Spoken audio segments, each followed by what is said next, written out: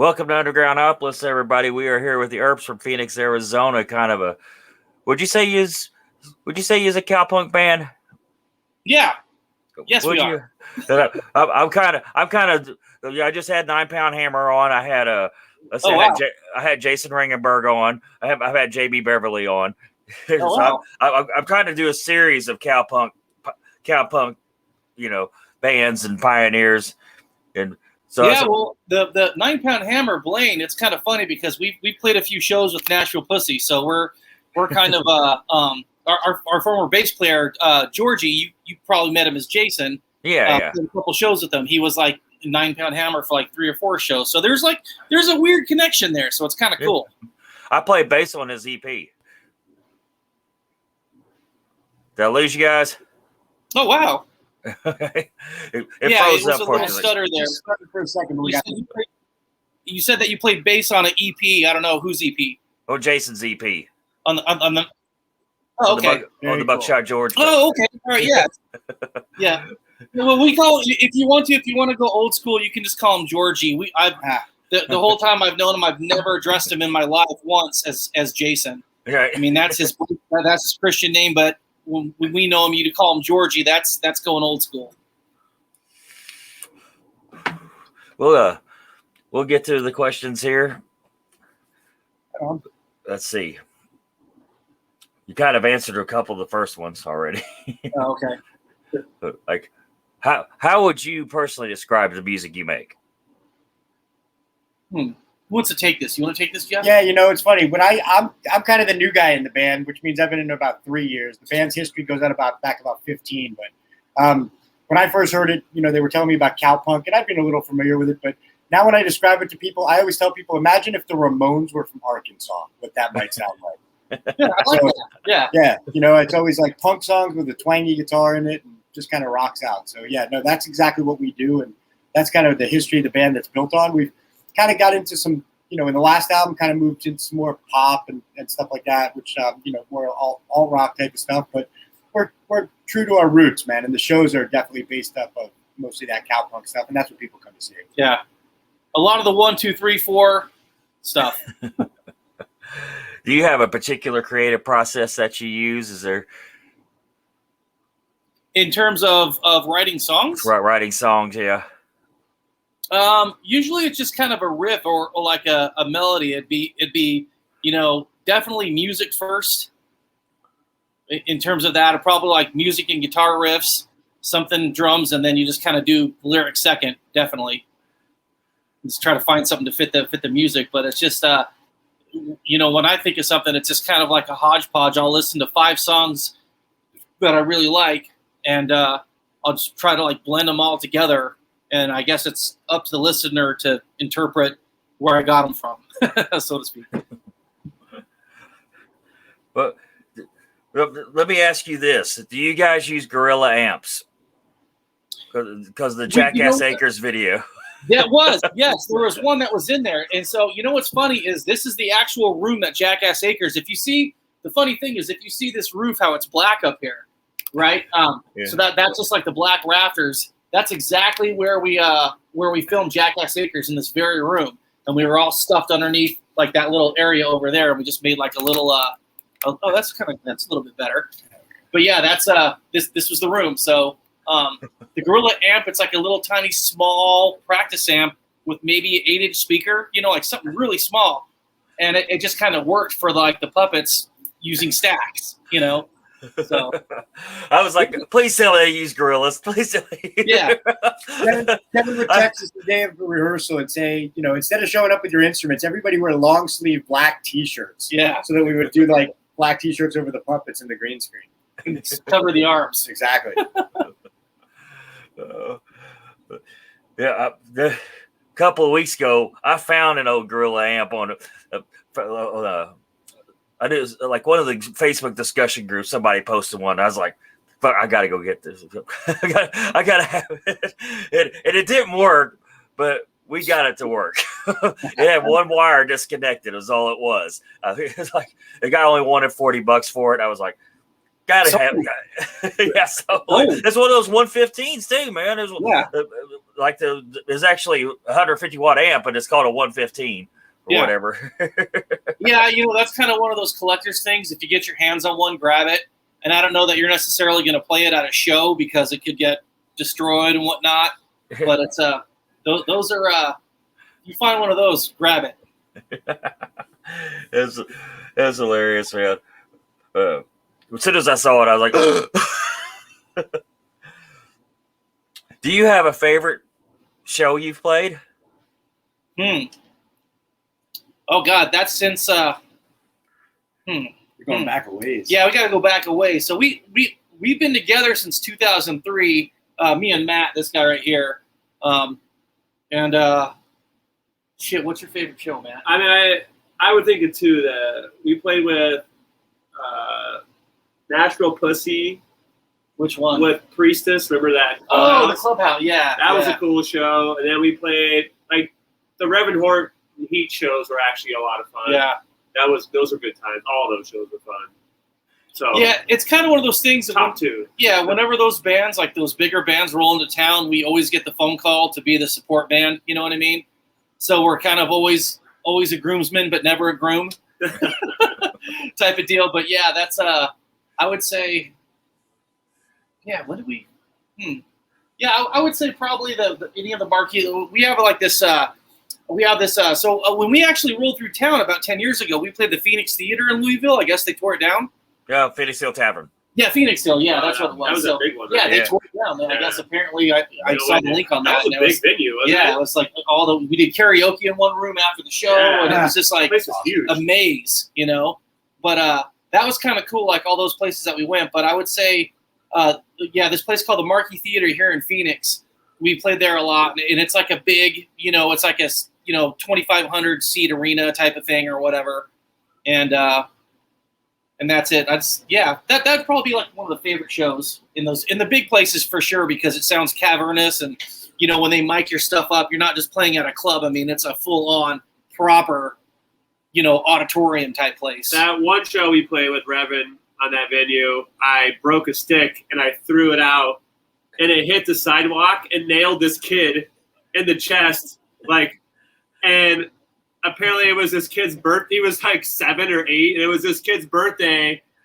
And someone came in and told me, like, hey, man, you hit a kid. And I was like, oh, shit, are you kidding me? And they're like, no, but he's super happy. It's like his birthday. And they're like, they just want you to sign his stick, and his parents are there, and the kid's just smiling. And I was like, Mom, sorry, man. But he was like, best day of my life. You know what I mean? Like, it was pretty funny. I'm just glad it didn't kill I know. I was like, oh shit! Sticking out the side of his cheek. You know what I mean? Like, bam, right in the face. Like, so that was the Reverend Horde shoot. That was fun. Good time, man. Throwing drumsticks. Yeah. I usually aim for adults. You know what I mean? I try to, but Anyone's fair game. Right. Here's the counter question: what do you have a worse show that with a cool story behind it? Okay, yeah, actually, the 10-year anniversary show at the Blues. is that when we were? That was okay. So we had our 10-year anniversary show, and this is probably like, I don't know, at the height of our popularity, I guess I want to say, or whatever. This is like when we were still, we could like pack local venues and not even try to promote or whatever. You know what I'm saying? So this was our 10-year anniversary. We had all the cool kid bands to support us at this place that was kind of cool at the time. And so basically we take the stage, and everybody had been hanging out. Everybody got drunk and maybe had one too many. And it was just a train wreck from start to finish. It was extremely embarrassing because like nobody could seem to find their ass with both hands. And the place was just fucking ridiculously packed, and we stunk the joint up. And I remember Tumbleweed, the owner at the time, like as soon as we got off and we were walking off the stage, he comes up to me and he looks at me and he's like, are you fucking serious? Are you fucking serious? And he said that twice, like he was like disgusted. I could see it in his eyes. The guy was like so disappointed in us because he spent a lot of time like promoting it and stuff and everything. And it was like, if you ever like watch The Replacements, if you're ever a fan of them and you follow what they did, one show that Replacements do, it's awesome, best band you've ever seen. The next show, it's a goddamn train wreck. Well, we were the train wreck Replacements that show. And to me, that was worse. I walked away from that show wondering why we do this. You know what I mean? Well, to be fair on this, our guitar player was shit-faced. Yeah. Like beyond shit-faced that he couldn't turn his guitar on. Yeah. Like he didn't know what was going on. He's playing an amp and he had a switch off. And you're like, oh, fuck. He was like stepping on his pedals, not on purpose. You Right, know, it was just he could barely stand. And have you ever seen Decline of the Western Civilization when Chris Holmes was in the pool? He was drunker than that.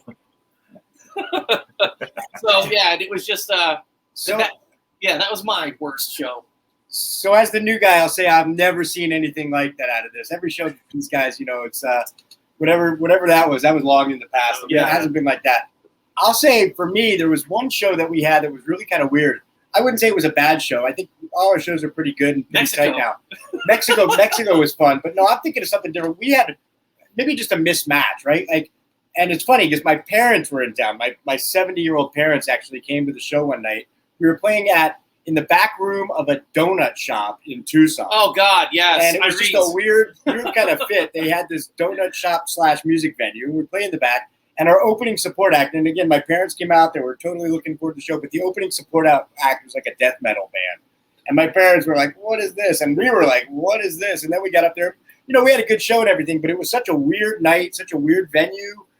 The whole thing, such a weird vibe around all of that. But it was, That's Tucson for you. Yeah, that's Tucson. Tucson is weird. Tucson is hit and miss. And I remember that they all the outlets for us to plug into, they were up. They were like 10 feet above, like in the rafters, and we're like, how the fuck are we gonna plug our amps in? So the guy left. Yeah, he was like, that's usually like the venue to supply that, and nobody really did bring like an extension cord. So the owner like drove to his house, came back with a box of extension cords. So it pushed the show back like 20, 30 minutes, and then it was just like, yeah. And then the closing band, that was a local band there, they ended up, boom, they put all their stuff on stage, and the guy had like a milk crate full of like extension cords, outlets. Right. And it's just seriously like, appeared. yeah, fucking dude, like share or whatever. So yeah. But there's a lot of shows, but yeah, I would say for me it's the 10-year reunion. What was yours? I think I remember the good shows more than the bad shows. You tried. I feel at the time there's a lot of bad shows, but you just you get over them and move on. So I can't think of one. I agree with them. That was a bad one. Yeah. Yeah. Another cool show story. A cool show story? Yeah. I think. Let's see. Think, Matt. Think of one. Give us a second. I mean, so you guys were can we Vegas? Can we say whatever on this? Yeah, we can say whatever, right? Are you gonna? Yeah. Okay. All right. It's our own reputation. Because I know where Matt's going with this, so he's going to go ahead and have the floor right now. Go ahead, Matt. I don't know if I want to sell this guy out or not, though. Change the names. Protect the Right. innocence. Just say his name that rhymes. Rhymes with. I mean, I think it's first off. I'm going to open with this. It sounds like this is a pretty fair, open thing that I've heard from people before. So I don't think it's like a big secret, but I don't know if it's been publicly said. So, but whatever. So there's a guy in this big band that we were talking about earlier that rhymes with Timbo, and and he plays in the band. And I just remember that the band that was before us, they were sucking this dude off, basically, right? And there's so many rockabilly bands that Reverend Hornet he plays with, right? So they see him every night. I get it. And Timbo was like, yeah, whatever, right? But he comes to us. He's like, man, you guys are really cool. You're a really cool band. I like what you guys are doing. And then I just remember I was like, hey, you want to do some blow? And I'm like, yes. I mean, for sure. So so we go into their main dressing room. And we're in the bathroom, fucking doing a line or whatever. And then I just remember that other band is creeping in the green room. Can we come? Can we come? Hey, remember us? And he's we're oh fuck! What are you doing? You know what I mean? Get out of here! It was it was weird and cool. It's all right, we're good. Let's go. You know what I mean? So the rock star lifestyle. You know what I mean? Yeah, that was funny. It was probably reminiscent of that scene in Wayne's World where they're hey, come and hang out with Alice Cooper. oh shit, we're not worthy because we didn't have the I mean, we were obviously the support act on stage or whatever, so they let us through. But like you could tell, there was probably in that little hallway there was, I don't know, 20 people that really wanted to go back there and party and drink, and we got invited, so we score. Yeah, whatever. I mean, they did say we were the coolest band they had played with at the time, so I don't think they were lying, but whatever. But that was one night. The next night they're in LA or whatever. Right. So we got that going for us. Would you say you would prefer the studio or the stage? Stage. Yeah, stage for sure. Yeah, definitely stage. I like studio, but studio can be a headache, and then it just doesn't. When you're playing live, anything can happen, and it's like you don't know what's going to happen 30 seconds beforehand, or anything like that. When we made records, I've always had like this vision in my head of how it's supposed to sound, and then the final product, it sounds different. Not necessarily bad, but like not expecting what I wanted it to sound like. So you try to capture that moment of what you do live, basically when you're recording, because like the bounds, you record the bands how they sound. And if they sound like live, we're kind of I think we're at our best when we're all together and it's kind of borderline sloppy, borderline fall apart, and it rocks and everything.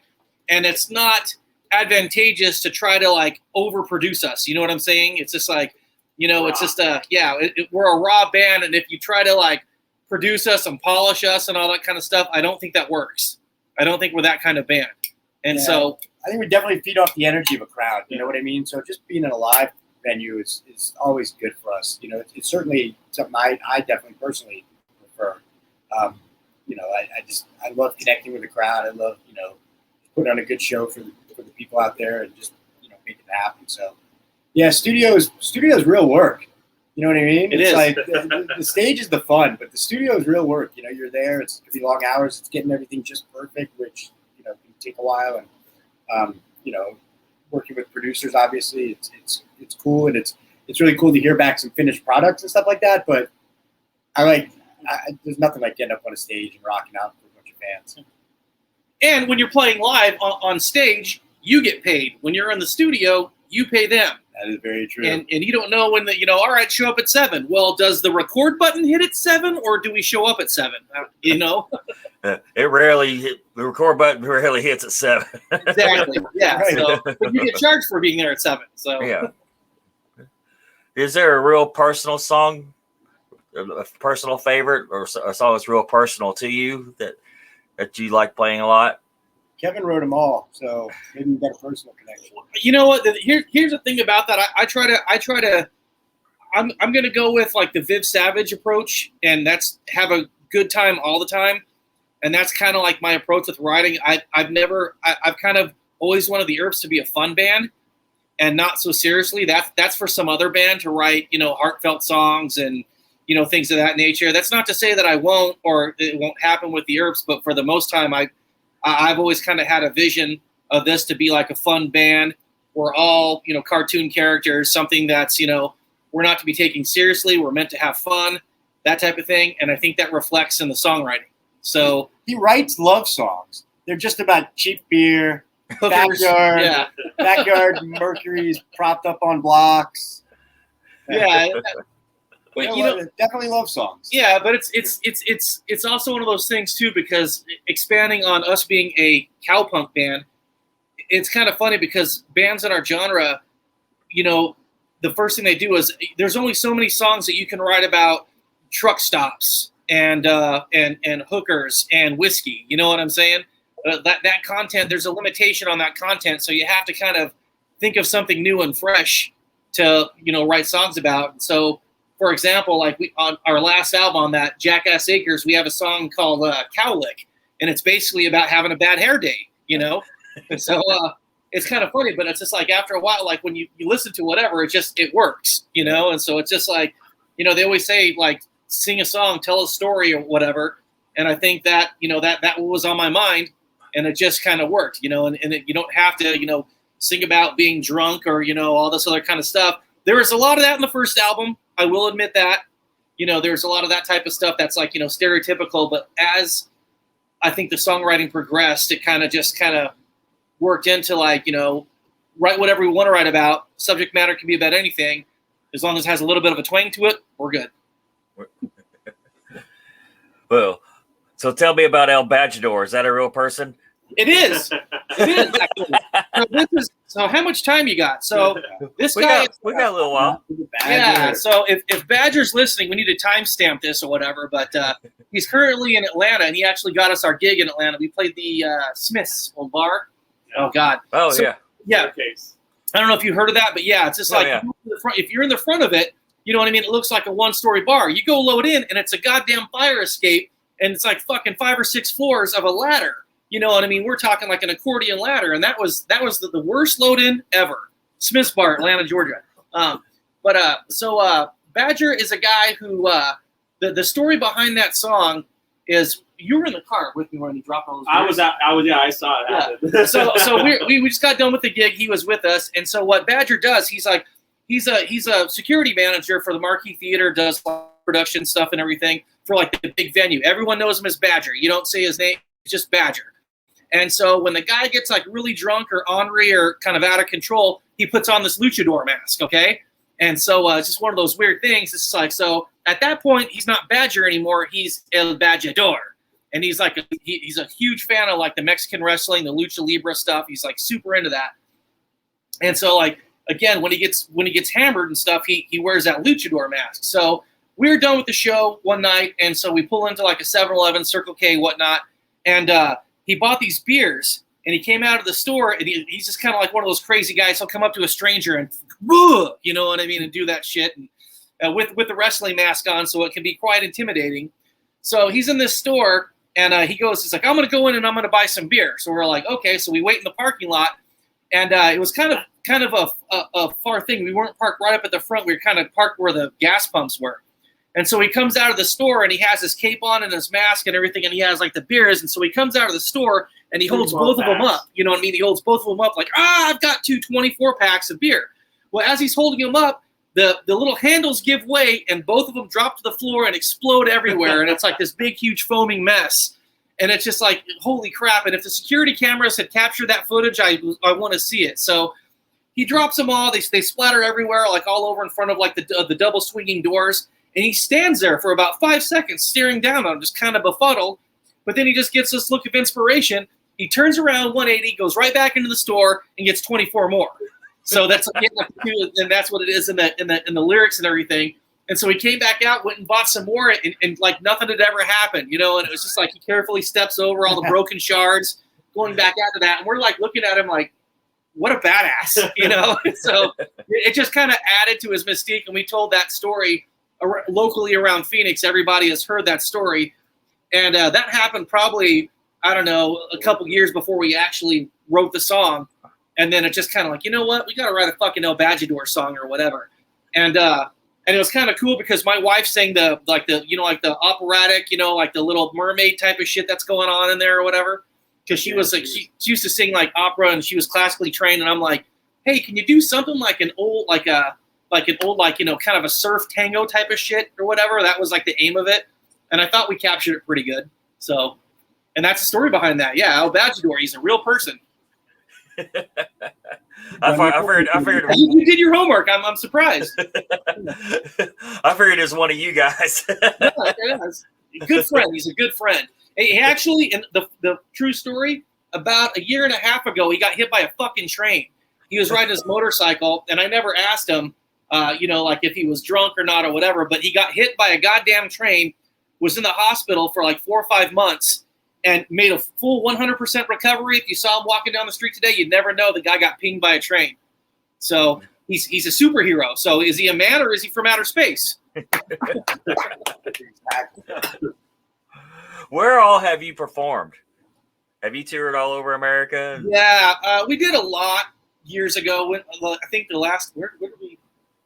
We did 07, 08. We did the. Yeah, we did like this huge East Coast tour, and that's back when we did like Louisville, we did Knoxville, we did Atlanta, everywhere on the East Coast. We went through a little bit of the Bible Belt, a lot of stuff on the West Coast, obviously for proximity reasons, like LA, you know, lots of Vegas, some Seattle, just and then we went to Mexico last year.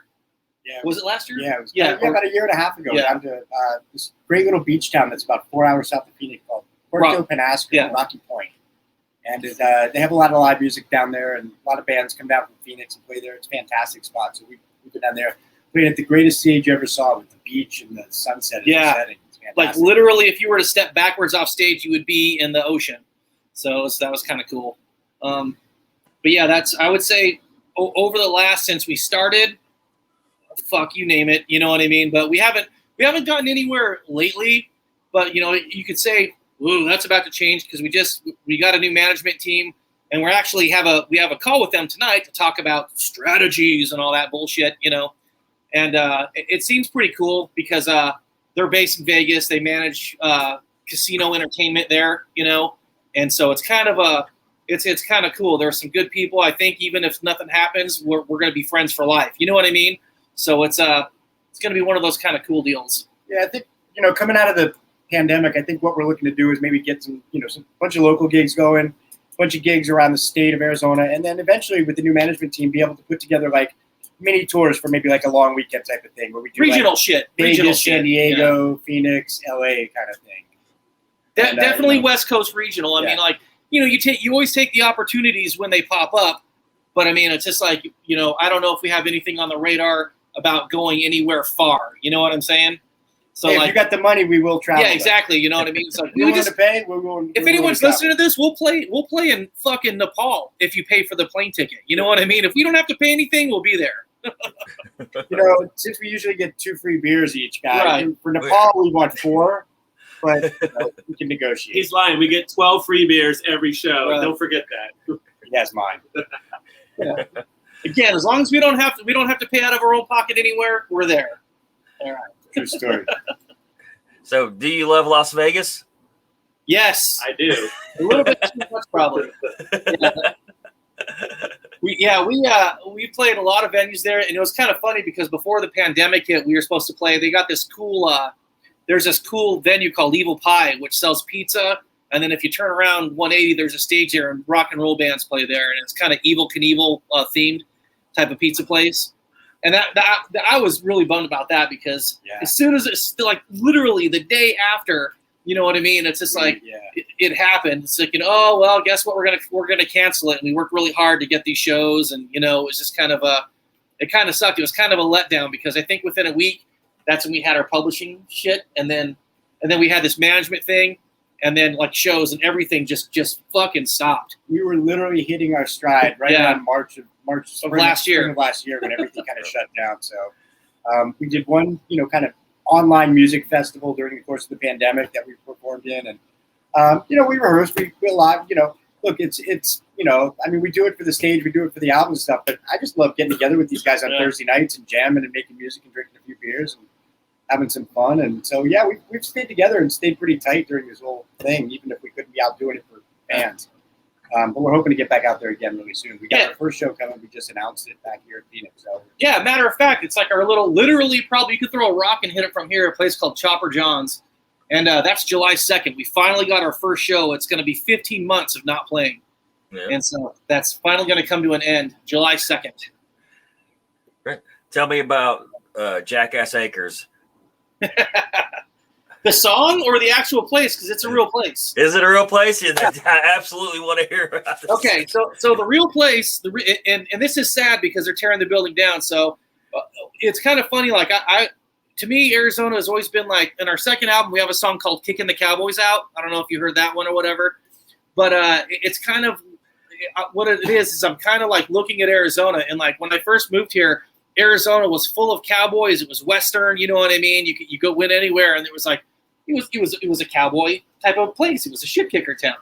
Well, Phoenix is getting huge, and it's just like all these condos are coming up and all these skyscrapers and bullshit, and it's like they're kicking the cowboys out. No more Wild Wild West. Yeah, no more Wild West, so to speak. And so Jackass Acres is a place that was in New River, Arizona, which is about an hour north of Phoenix. Yeah, about 45 minutes. Yeah, somewhere around there, and they have like the country bars there or whatever. So it was like this little general store. It's a real. You could type it up and look at Jackass Acres like images. I'm sure we'll be in there, but there's like this old fucking general store, and they had it there from like the 60s all the way up until about, I would say, 2005 or somewhere around there. And then it just folded because all these new like Quick Trips and all these like mega gas stations are sprouting up everywhere, right? So lo and behold, there was like that Shell station in New River, like right off the freeway. This gigantic 18 fucking pump Shell station or whatever opened up, and it basically killed the mom and pop place, which was Jackass Acres.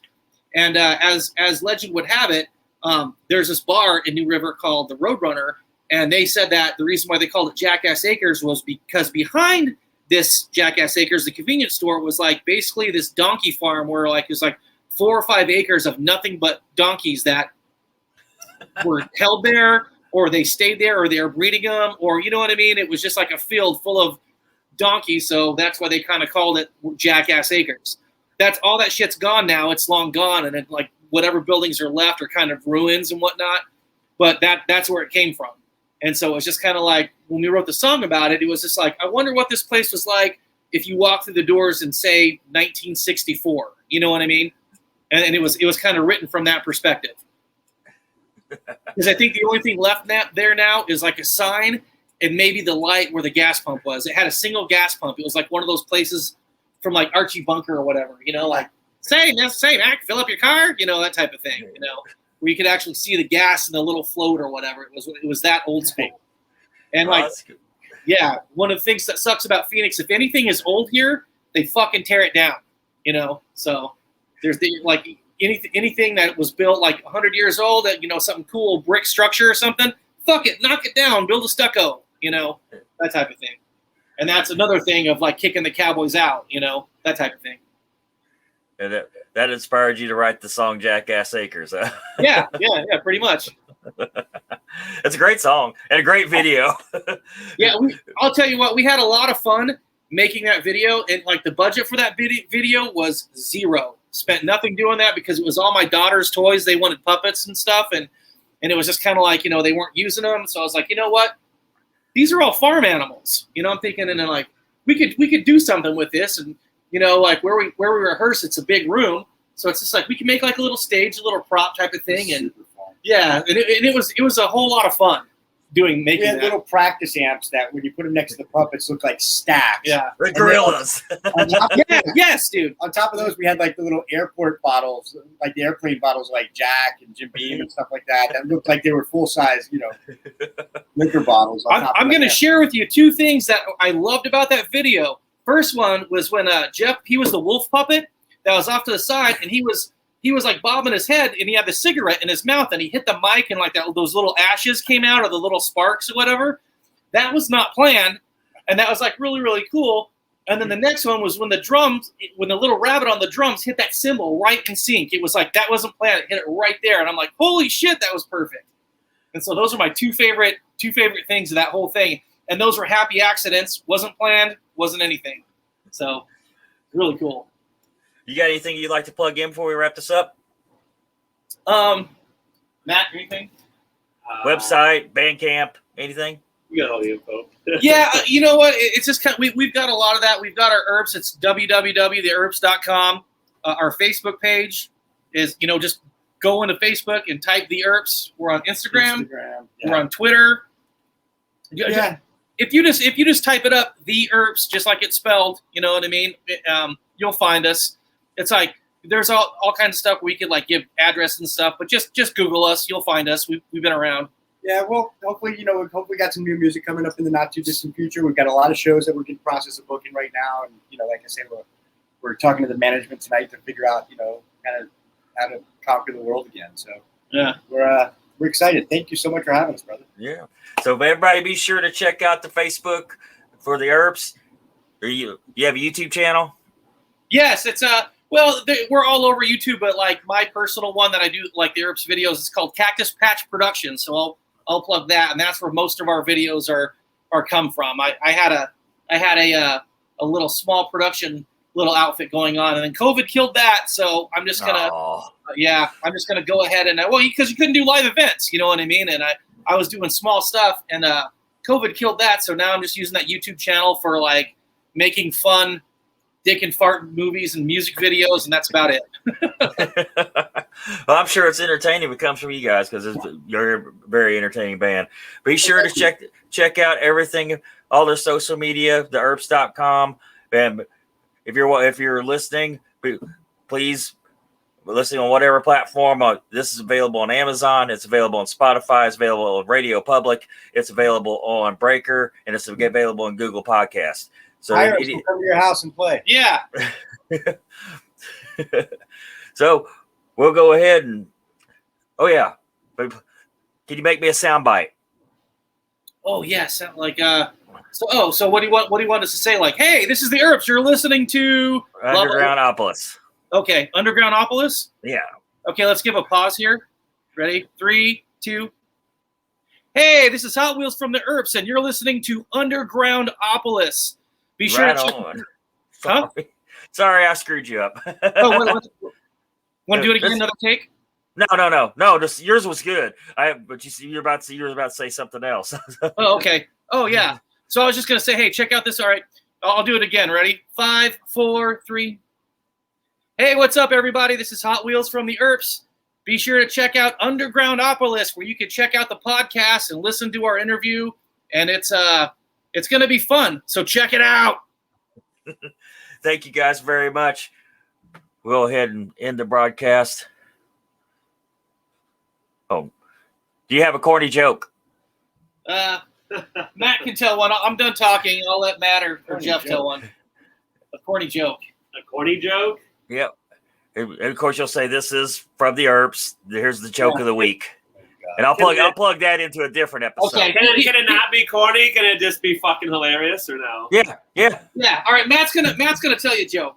It's kind of a raunchy joke. Can we go with this? Yeah. But just be sure to say this is Matt from the Earps. So this is Matt Maverick from the Earps, and here's our joke of the week.